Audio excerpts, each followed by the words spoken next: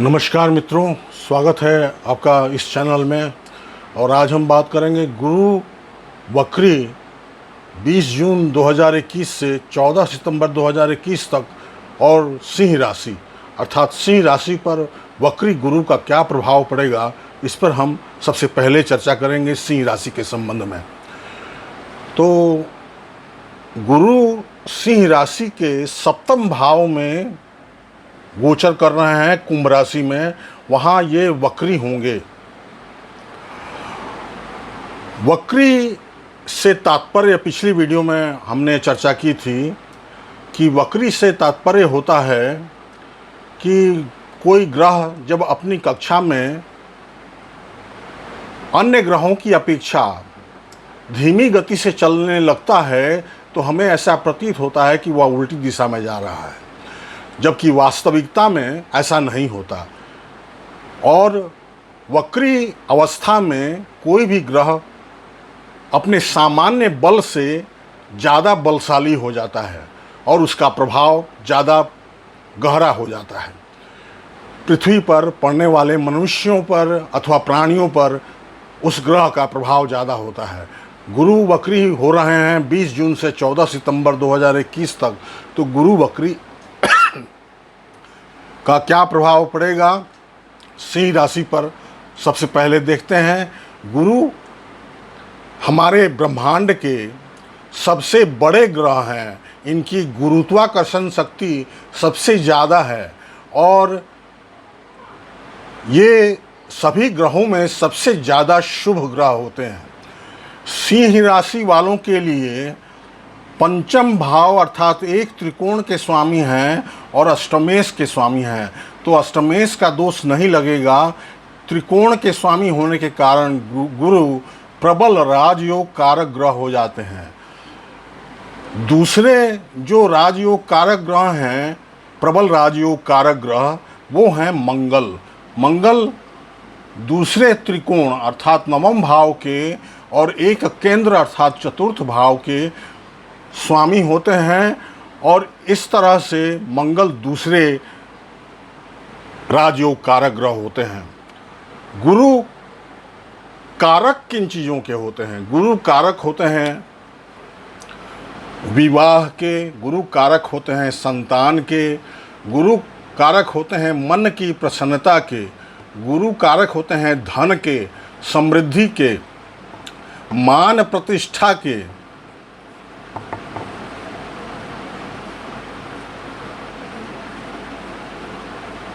तो यदि जन्मपत्री अर्थात अस्थाई कुंडली में जिस सिंह राशि के जातक के कुंडली में गुरु अच्छी स्थिति में है अर्थात केंद्र त्रिकोण में हैं, शुभ ग्रहों से युक्त हैं और अच्छे ग्रह की दशा अथवा अंतर्दशा चल रही है, तो गुरु का केंद्र में अर्थात सप्तम भाव में रहकर गोचर हो रहा है।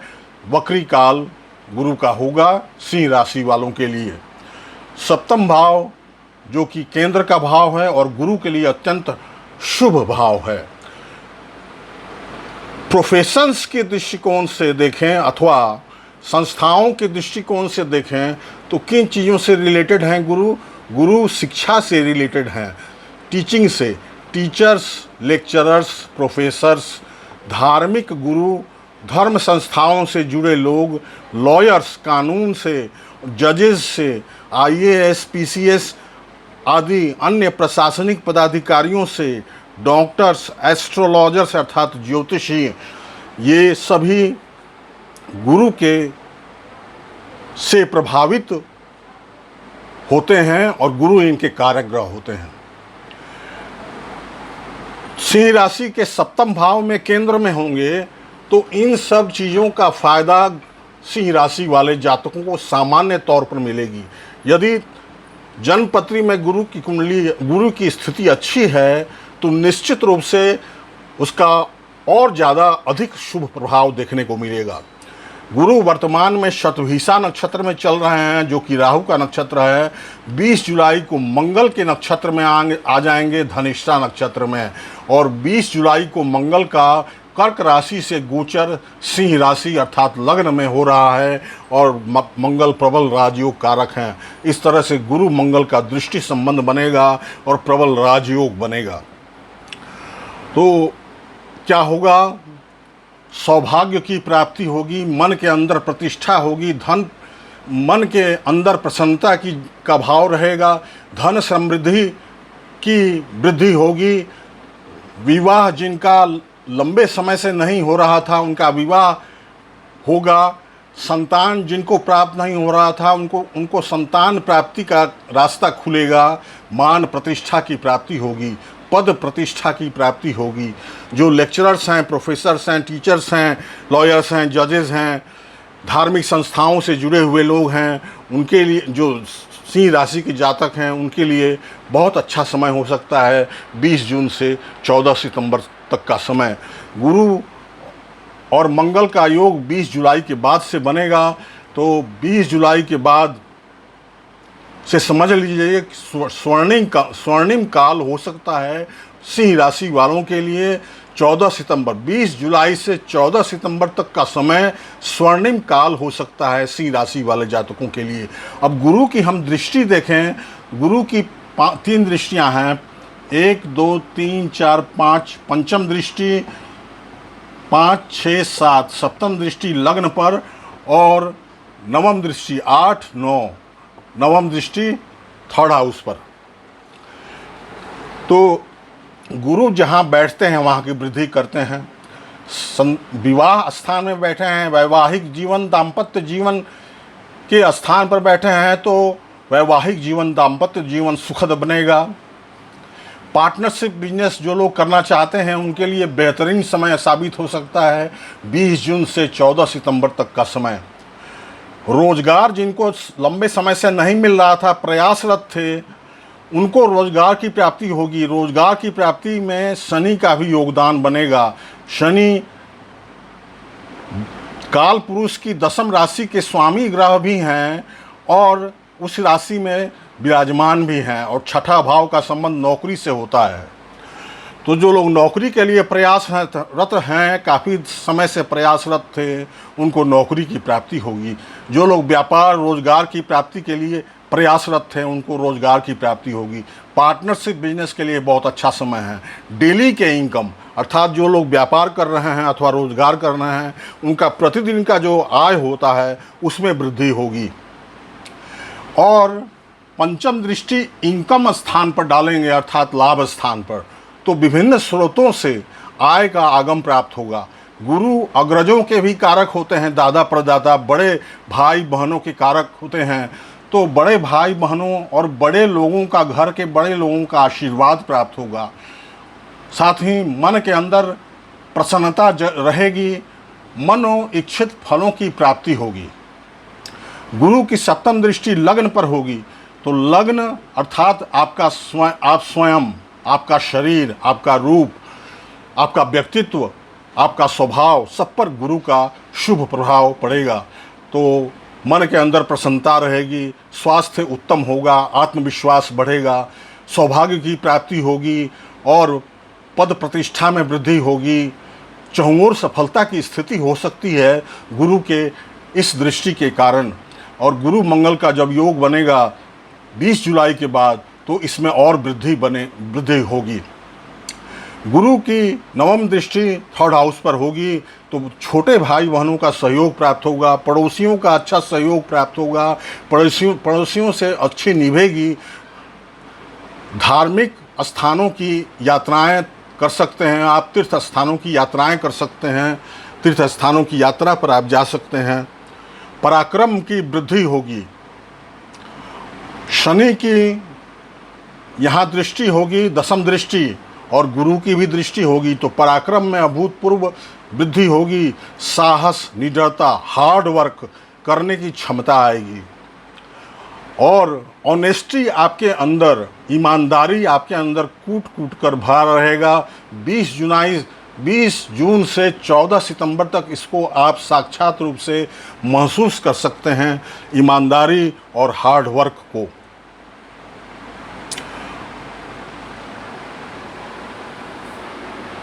अब कन्या राशि के बारे में हम बात करेंगे। कन्या राशि वालों के छठे भाव में, अर्थात गुरु छठे भाव में यहाँ गोचर करेंगे। गुरु स्वामित्व की दृष्टिकोण से चतुर्थ भाव और सप्तम भाव, दो केंद्र के भाव के स्वामी होकर केंद्राधिपति दोष लेकर बैठेंगे और लग्नेश राशेष बुध के शत्रु ग्रह भी हैं। शनि राजयोग कारक ग्रह हैं। कन्या राशि वालों के लिए शनि बहुत अच्छी स्थिति में है। शनि बहुत अच्छा फल प्रदान करने के लिए बैठे हैं कन्या राशि वालों के लिए। लेकिन हमारा चर्चा का विषय यहाँ गुरु का वक्रत्व है, गुरु का वक्री काल है, जो कि 20 जून से 14 सितंबर 2021 तक रहेगा। तो 20 जुलाई तक गुरु जब राहु के नक्षत्र में होंगे, तो नक्षत्र क्या होता है, किसी भी ग्रह का आत्मा कहा जा सकता है। जो भी ग्रह जिस नक्षत्र में बैठता है, उस नक्षत्र के स्वामी के अनुसार वो फल देता है। तो राहु के अनुसार फल देंगे और 20 जुलाई के बाद मंगल के नक्षत्र अर्थात धनिष्ठा नक्षत्र में जाएंगे, तो मंगल के हिसाब से फल देंगे, मंगल के अनुसार फल देंगे।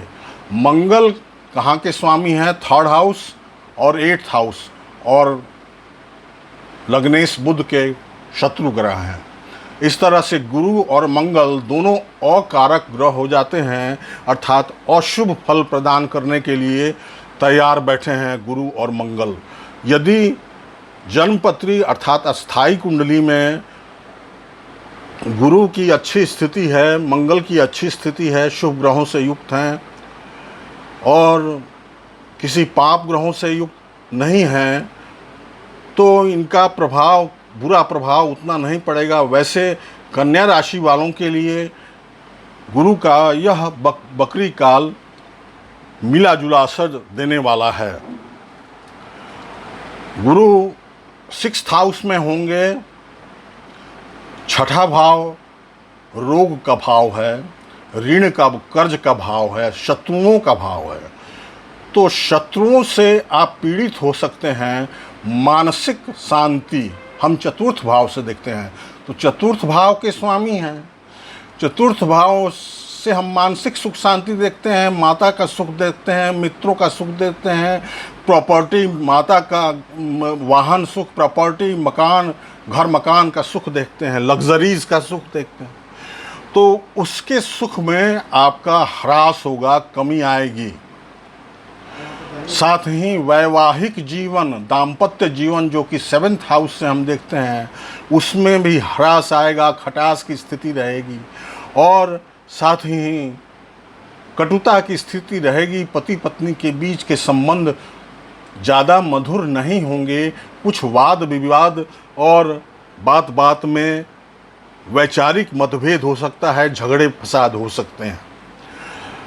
जिनकी अस्थाई कुंडली में गुरु की स्थिति अच्छी है, तो फिर इसका कम प्रभाव पड़ेगा, बुरा प्रभाव। और यदि अस्थाई कुंडली में बुरा प्रभाव, अस्थाई कुंडली में बुरी स्थिति में है, गुरु अच्छे ग्रहों की दशा अंतर्दशा नहीं चल रही है, तो गुरु ज़्यादा खराब प्रभाव डालेंगे। 20 जुलाई के बाद गुरु मंगल का दृष्टि संबंध बनेगा, तो उस समय स्थिति संभलने वाली नहीं रहेगी, उसमें और ह्रास आएगा। शनि स्थिति को संभालेंगे, केतु स्थिति को संभालेंगे 3rd हाउस में बैठकर। तो कन्या राशि वालों के लिए गुरु का वक्री काल बहुत ज़्यादा अच्छा नहीं जाने वाला है। गुरु की दृष्टि शुभ होती है। गुरु जहाँ बैठते हैं वहाँ की वृद्धि करते हैं। शत्रुओं की वृद्धि हो सकती है, शत्रु उपद्रव हो सकता है, किंतु इन गुरु की जो दृष्टि, पंचम दृष्टि यहाँ पड़ेगी, 1 2 3 4 5, तो रोजगार के साधन बनेंगे, व्यापार में सफलता मिलेगी, व्यापार में तरक्की मिलेगी, नौकरी में प्रमोशन के चांसेस मिलेंगे, नौकरी जिनको नहीं मिल रहा था उनको नौकरी का योग बनेगा। शनि कालपुरुष की दशम राशि में बैठकर योग सबसे प्रबल राजयोग कारक ग्रह हैं कन्या राशि वालों के लिए, तो नौकरी प्राप्ति का योग बनेगा। लेकिन जन्मपत्री में यदि गुरु विपरीत परिस्थिति में बैठे हैं, बुरे ग्रहों की दशा अंतर्दशा चल रही है, तो इसका उल्टा प्रभाव भी पड़ सकता है। जिनका नौकरी है जिनके हाथ में नौकरी छिन भी सकती है और अस्थायी रूप से छूट भी सकती है, या नौकरी अपना बदल भी सकते हैं, व्यापार बदल सकते हैं, रोजगार बदल सकते हैं। उसके बाद गुरु की दृष्टि 12th हाउस पर पड़ेगी, जहाँ की मंगल भी होंगे 20 जुलाई के बाद। अभी 20 जून है, 20 जुलाई के बाद अर्थात 1 महीना के बाद मंगल के साथ दृष्टि संबंध बनने लगेगा। जब तक मंगल यहाँ है तब तक गुरु उतना खराबी नहीं करेंगे। क्या होगा, फॉरेन सेटलमेंट और फॉरेन टूर इत्यादि में आपको सफलता मिलेगी। साथ ही खर्च नियंत्रित ढंग से होंगे। यदि गुरु की स्थिति जन्मपत्री में अच्छी नहीं है तो अधिक खर्च हो सकते हैं, खर्च की अधिकता रहेगी और अवांछित यात्राएं करनी पड़ सकती हैं लंबी दूरी की। विदेशी संबंध आपके कटु हो सकते हैं। मंगल की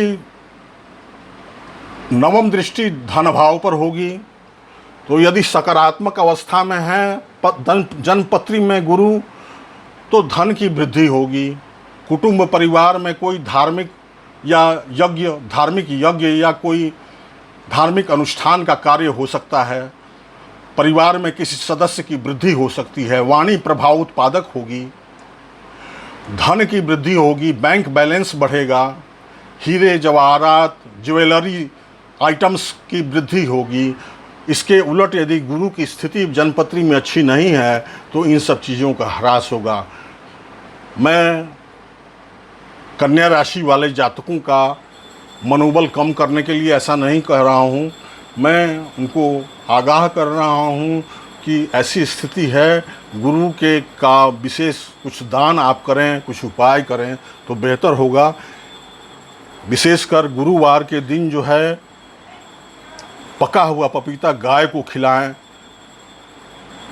चने की दाल आप दान करें मंदिर में जाकर, अथवा पुरोहित को पीला मिष्ठान्न भोजन कराएं, तो इससे गुरु की शांति होगी, तो गुरु का प्रभाव अच्छा बनेगा। शनि तो आपको अच्छा फल दे ही रहे हैं।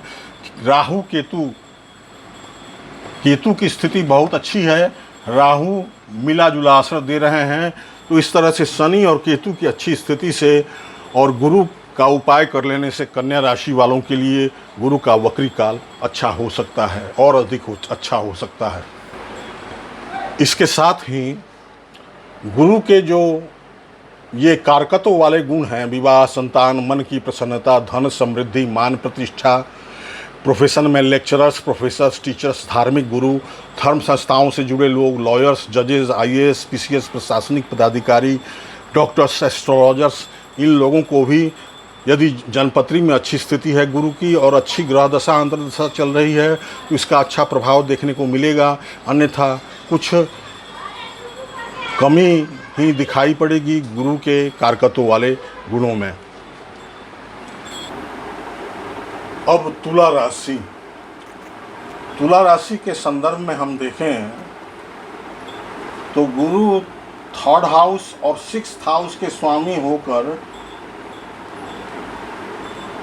5th हाउस में अर्थात पंचम भाव में गोचर करेंगे, वक्री होंगे 20 जून से 14 सितंबर 2021 के बीच।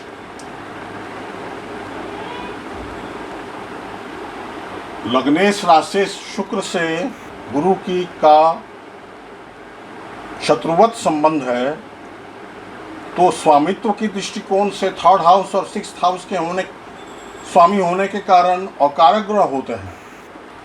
अर्थात अकारक ग्रह का तात्पर्य है अशुभ फल प्रदान कर सकते हैं, योग कारक नहीं है।